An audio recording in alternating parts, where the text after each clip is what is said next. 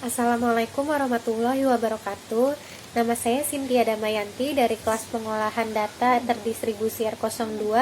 Di sini saya akan menjawab soal-soal untuk memenuhi nilai ujian akhir semester.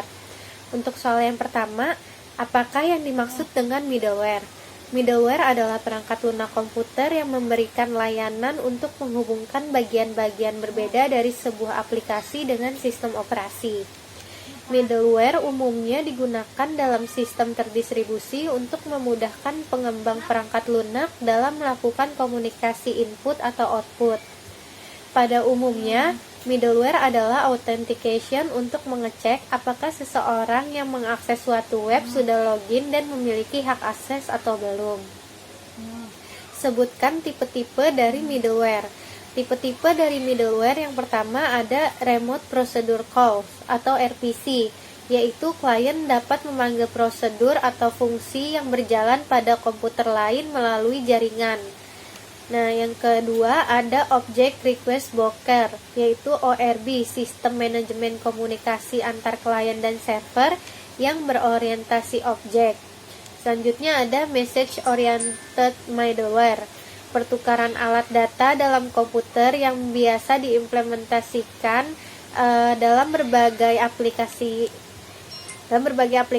komunikasi asinkronus antar klien melalui sistem message queue. Yang selanjutnya ada publish atau subscribe MOM, yaitu server mengirim pesan ke klien yang mendaftar atau push teknologi. Selanjutnya ada akses data berorientasi SQL, yaitu middleware antar aplikasi dan server database. Apa saja manfaat dari middleware? Middleware dapat memberikan manfaat tertentu. Yang pertama itu ada transparansi di seluruh jaringan sehingga menyediakan interaksi dengan layanan atau aplikasi lain. Bersifat independen dari layanan jaringan.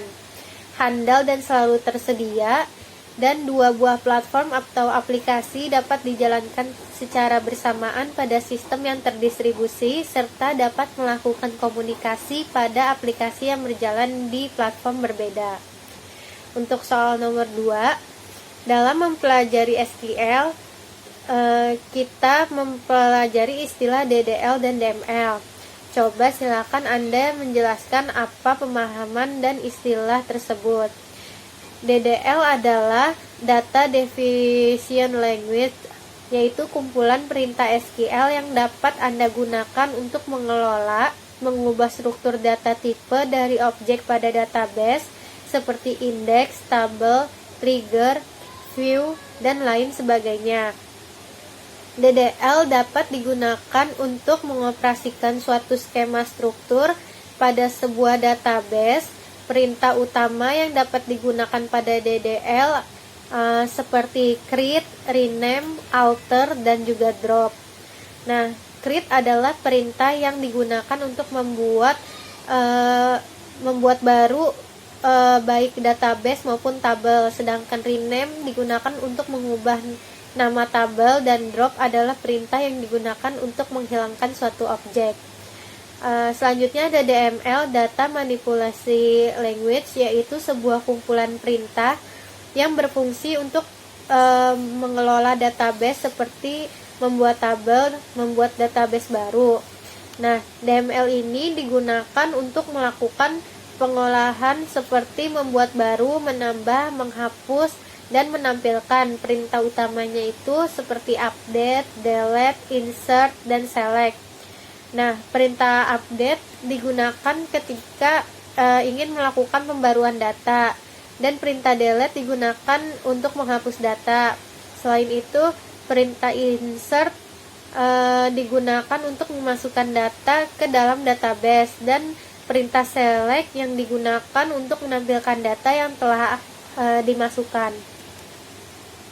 Untuk soal nomor 3, jelaskan apa yang dimaksud dengan database recovery. Database recovery merupakan mekanisme untuk pendeteksian kegagalan dan merestore database agar tetap dalam keadaan konsisten pada saat terjadi kegagalan.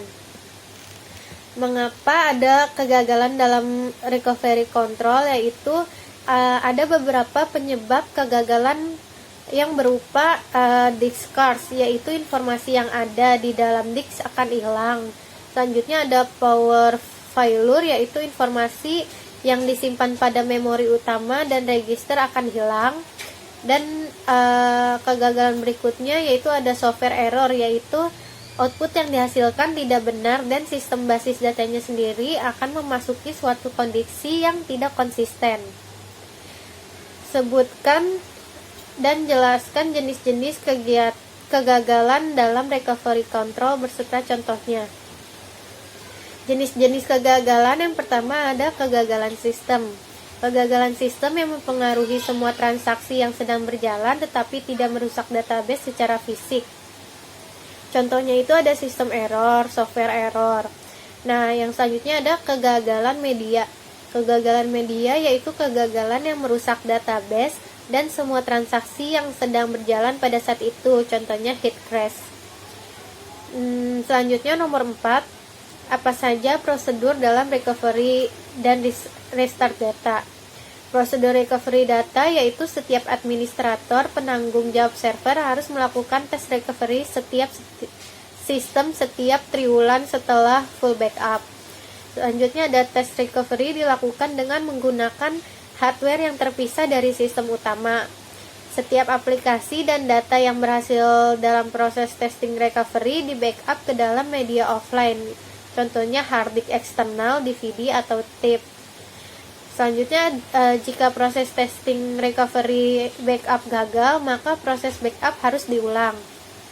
Setiap kegiatan recovery dicatat dalam logbook dan dilaporkan pada kepala subdirektorat. Selanjutnya ada prosedur restart data. Yang pertama, secara teoritis restart menempatkan komputer dalam kondisi baru, mulai seperti dilansir Tech Republic. Namun untuk melakukan restart membutuhkan waktu yang lama untuk menjalankan sistem komputer Anda kembali. Restart mesti digunakan saat menginstal pembaruan untuk mengatasi kesalahan dan menyelesaikan proses pembaruan sistem operasi.